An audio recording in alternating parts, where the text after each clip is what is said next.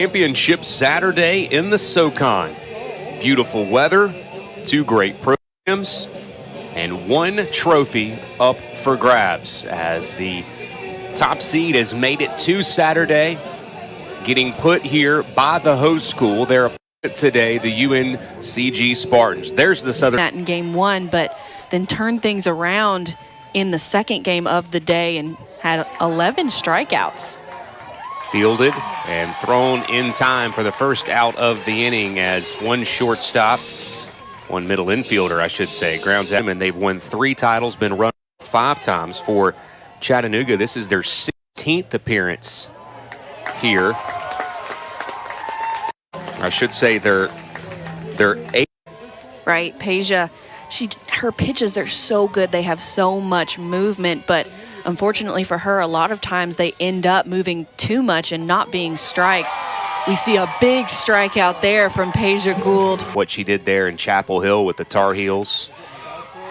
As that squirts away, Maxwell takes off for second, and she's in there. It got away from the mock catcher, Purdy.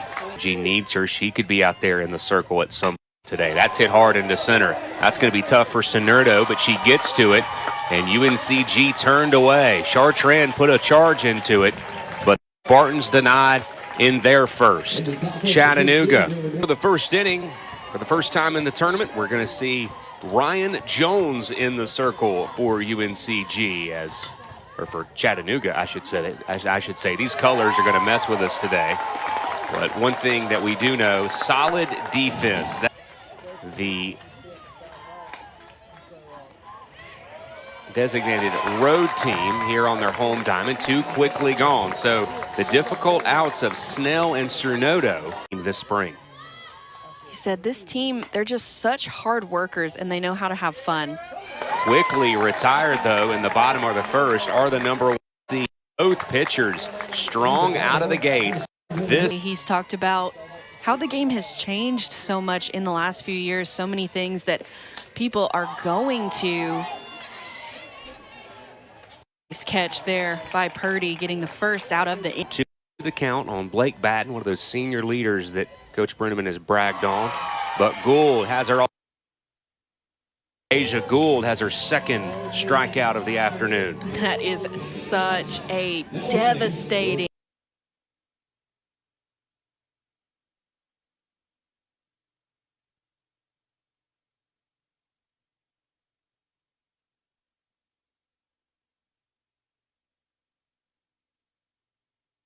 Perfectly close as possible. And there are a few big hits there by White. She gets things started for the Spartans offensively. Chattanooga finished the rest of that one without an issue. That's hit in the air. Center field. Cernudo going back. She's got it. And she has done so often this year, Gould, when she gets into trouble. Phillips, who's patrolling the corner for the Mocs. That's hit hard, and Maxwell can't handle it. Lead-off batter aboard in the person of Pitts. There's that made an impact, lifted in the air, left field. De La Height squeezes it. 1 retired here in the bottom of the 2nd inning. And Phil senior, so been through the COVID year, been through some injury, and I love the hype there from Jones, getting the 6th-year senior Phillips out. A hitter who you know has the potential to do some real damage. Phillips with 14 home runs on the year. Hits that long ball foul, and then you come away with the strikeout. It makes you feel just so good. Keelan with the soft grounder to second. Has had so many great years under Coach Heather Tarr. UNCG with the top of their order coming to the plate, and Mason Brown, who's been so good all year in this tournament, grounds out to second. How much talent Janelle Brenneman has had on her roster as a whole. As that is hit over the circle, that's going to be a tough play for the shortstop, Snell, and Brooklyn Maxwell beats it out.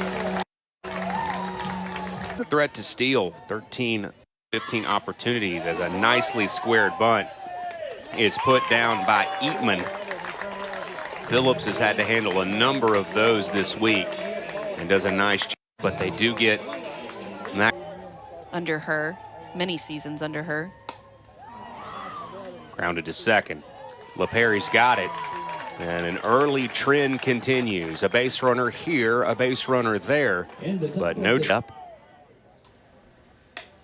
And one of the heroes for Chattanooga's bats, the bottom of the order, with Purdy grounding out. She hit a home. Which I think it's fantastic, keeping that love for the program or that love for the head coach, like within the program. And as a head coach, it makes it a lot easier as well when you're trying to establish a culture to have previous players on the staff, growing knowledge, growing the game.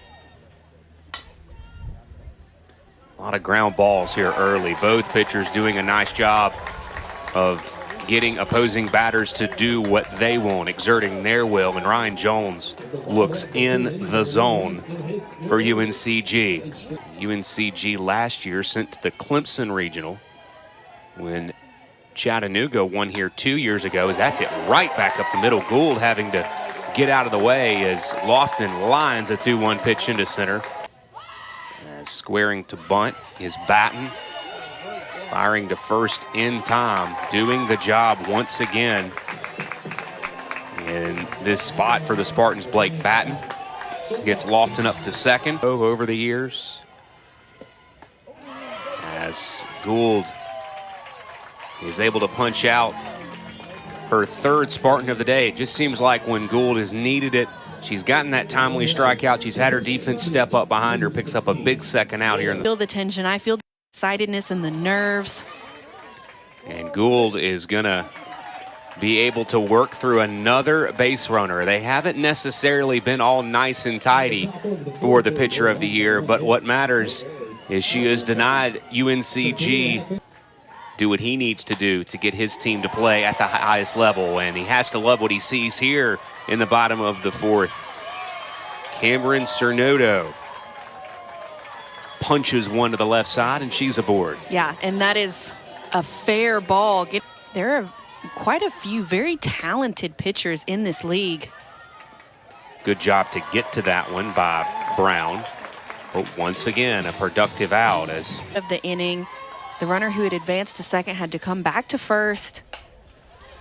That's in the air, shallow left field. De La Height was coming on, but Maxwell takes it. They exchange a glance. They get the out, and there's 2 out in the. She has been great so far this tournament. Definitely been a leader for this Mocs team. Partner, the trend continues. Both pitchers navigating through a base runner here or there. Chattanooga got their first hit. Runs, pushing them over the top. As Frank Reed took home another tournament crown. That's it deep into center. But going back and making the grab is Cernudo. UNCG fans got up out of their seats. They felt sure it was getting ready to be 1-0 Spartans.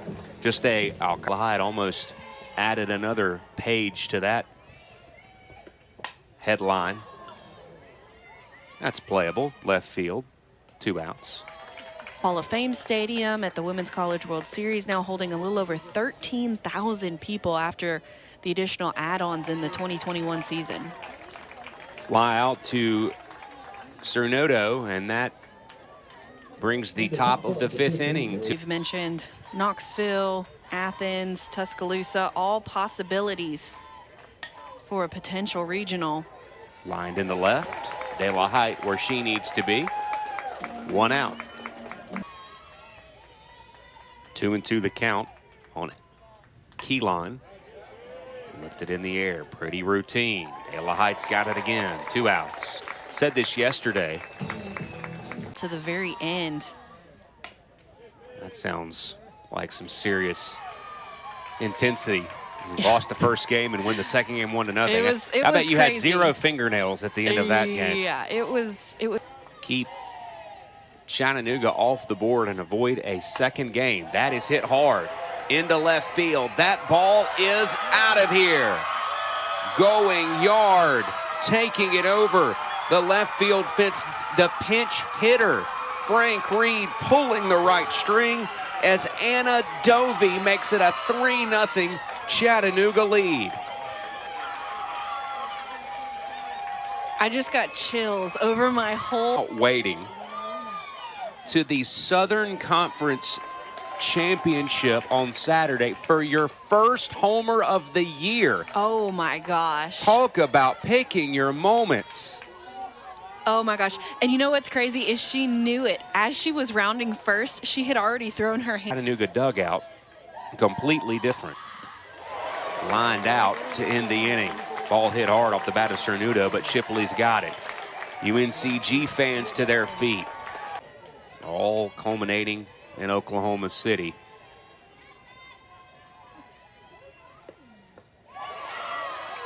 As first out of the inning is recorded as here in the 6th inning.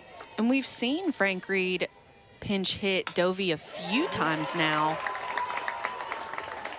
Nice hit, getting things started.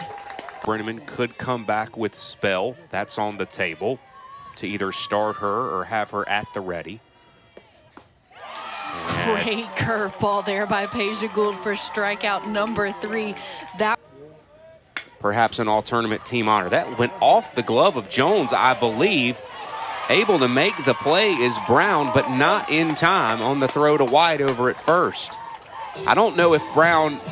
be able to bust, because unfortunately some of these schools can't pay to fly their teams or charter their teams, whatever, but that'll keep things rolling for on Kendall Forsyth. Lays off the pitch, and they are loaded for the 6-year senior, Kaylee Phillips. You think about... yeah, kinda, yeah. Okay. That's hit in the gap, left center field. Phillips not silent at the plate in this at-bat. She's going to bring 2 runs home. The lead is swollen to 5-0. And the 6th-year senior from where? Ottawa. Thank you, Tennessee. Makes it a 5-0 game. In the